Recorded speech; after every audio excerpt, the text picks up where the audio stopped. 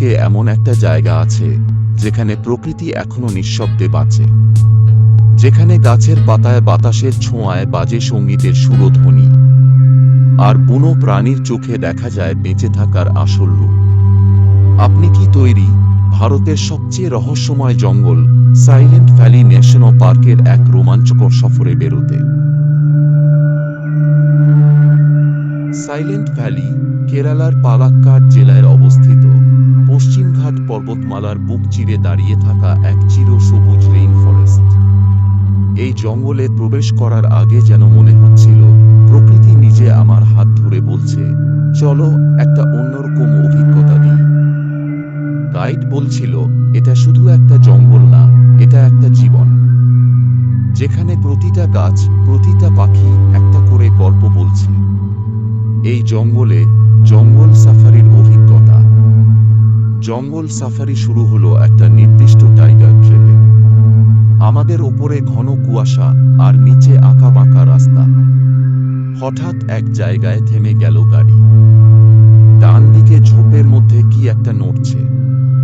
চোখ বড় করে তাকিয়ে দেখি একটা সিংহ দাঁত বানর।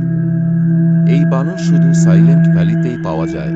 ওর চোখে ছিল এক অসাধারণ বুদ্ধিমত্তার পরিচয় আর স্বাধীনতা। আরও কিছু দূর যাওয়ার পর দেখা মিলল মালাবার জায়ান্ট স্কুইরেলের, গাছের ডালে লাফিয়ে লাফিয়ে বেড়াচ্ছে। প্রকৃতি যেন এখানে নিঃশব্দ ভাষায় কথা বলে চলেছে। সাইলেন্ট ভ্যালির সবচেয়ে রহস্যময় অংশ এখানকার নিস্তব্ধতা।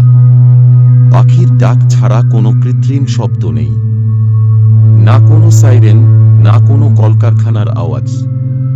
এখানে দাঁড়িয়ে থাকলে মনে হয় এই পৃথিবীর সমস্ত কোলাহল থেমে গেছে, শুধু প্রকৃতির শ্বাস প্রশ্বাস শোনা যাচ্ছে।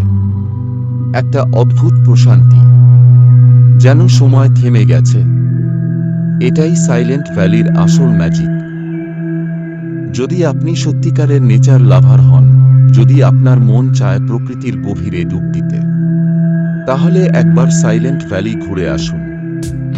এই সফর শুধু একটা জঙ্গল দেখা নয়, এটা একটা আত্মার যাত্রা। আপনার মনের মধ্যে একটা অদ্ভুত পরিবর্তন হবে, আপনি প্রকৃতির প্রেমে পড়ে যাবেন।